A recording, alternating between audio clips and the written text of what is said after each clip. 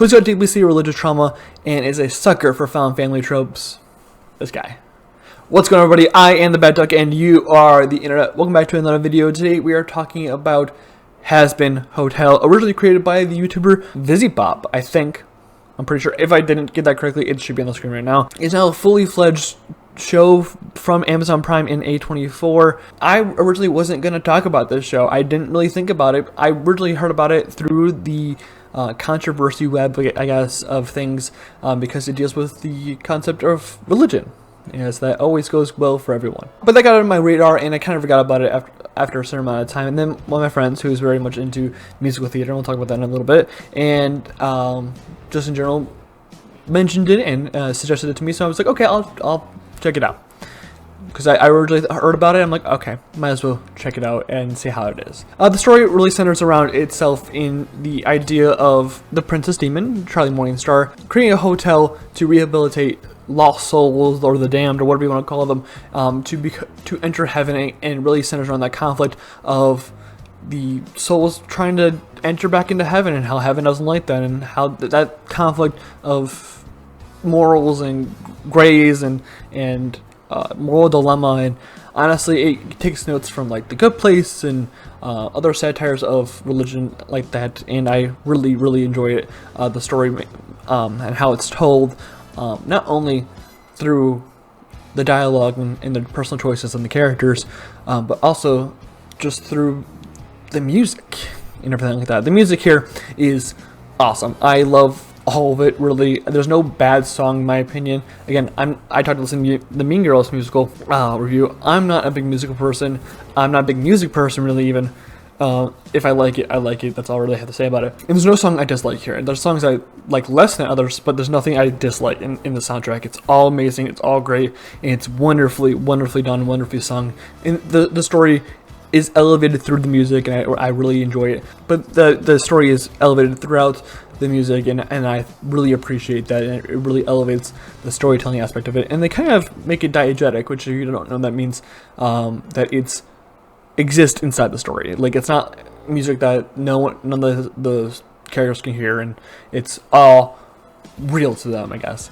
I really love that, and I really love that aspect, but I really love the music. I can't say more than, I can't give more praise to the music. The music is great. It's very theater kiddy, and I'm fine with that. I think the theater kid aspect of it actually helps the story out a lot, because it's able to tell a story rather than being this catchy song that everyone gets caught in their head. It's catchy. Obviously, it has to be to some extent to be, good, but it's also it prioritizes telling the story as well. The comedy here it's adult animation. And I'm not a big fan of adult animation. The only one I really enjoy is Rick and Morty, and that's just because I like the sci-fi aspects of it. But other than that, I'm not really a big fan of most adult animation, just because it kind of resolves to the piss and shit jokes, and I'm not a big fan of those. But this is, I don't want to say elevated comedy, because that sounds like a Rick and Morty fan who's like, you gotta be this level IQ to enjoy it. No, you just have to have the heart of good fun in it, because just don't get offended by it, especially if you're Catholic, Christian, or whatever denomination you choose to, that it has to have some type of influence into this. Just take the joke.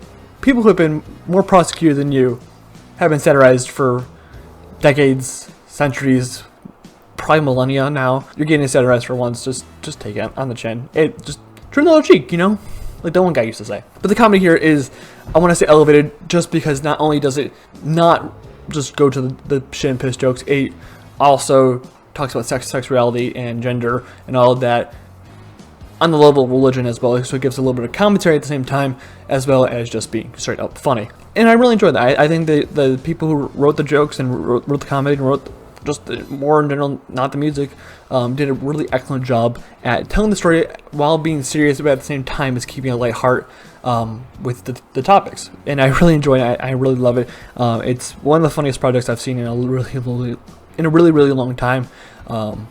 Definitely recommend, just basically off the comedy. Again, take it on the chin. The animation here is really smooth. It's really solid. It's some of the best anime things I've seen in a long time, besides like stuff like Demon Slayer animation or Mappa animation from all the way in Japan. It's the most fluid and solid animation I've seen here, but that's not a movie. I think animation is amazing. It's some of the most top-notch shit. If you really love animation, check this out just based off that. I know there's some people who just love animation, and this is one of the best ones I can say from a Western standpoint, I guess. Not only is the animation great, but the character design is great. It takes aspects from like shows that have unique character design, like Adventure Time, Steven Universe, all the other stuff from like your 2010s to your early 2020s character design, and kind of just uses all of that uniqueness and makes some of the best character design I've ever seen. Every character you see on screen is unique and looks cool, and it gives a little bit of personality before you even know what they're about, based off their look. Character design is awesome, and it even gets elevated by another level because it's not only just the design, but also the design of the voice for at least one character. Alistair, who's my favorite character, is this 1930s radio guy, and they could have just made him have this nice, like, New Jersey, New York accent from the 30s, and call it a day. But they also put this filter over it that make it like this 1930s newscaster, and it's another level to it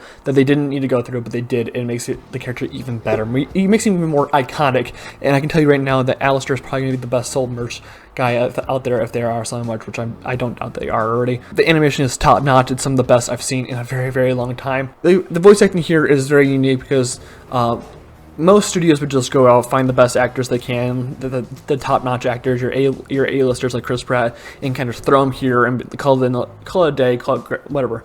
But since it's also a musical, they take people from Broadway, but they don't really go to they don't go to the actor well. They go to the established voice actors like Keith David, who, if you hear his voice, you'll know who he is. He is some of the most iconic voice acting roles ever. And it's also an established actor who's great in all the things he's in as well. He's that guy, when you see him on screen or hear his voice, you're like, I like that guy. I know that guy. I feel like I'm happy with that guy. But they also take, like I said, they take from Broadway actors. The guy who plays Beetlejuice on Broadway voices, I believe, 2 characters in this, and he's great in this. He's awesome. He plays the main antagonist, and he's menacing in the best way possible, but also comedic at the same time. Like I said, the comedy here is awesome.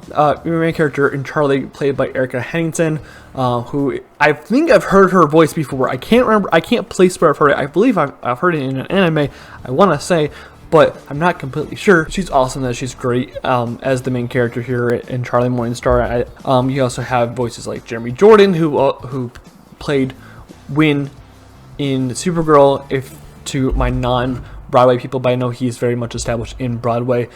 Stephanie Beatrice, who is well known from Brooklyn Nine-Nine in Encanto, is awesome in this. She plays the main love interest for Charlie in Vaggie. I fucking hate her name. I get the joke. I just hate. I hate it. Like, it's one of those jokes where, like, I get it the first time, but why did it have to be the whole name? It could have been a nickname and just been done with it.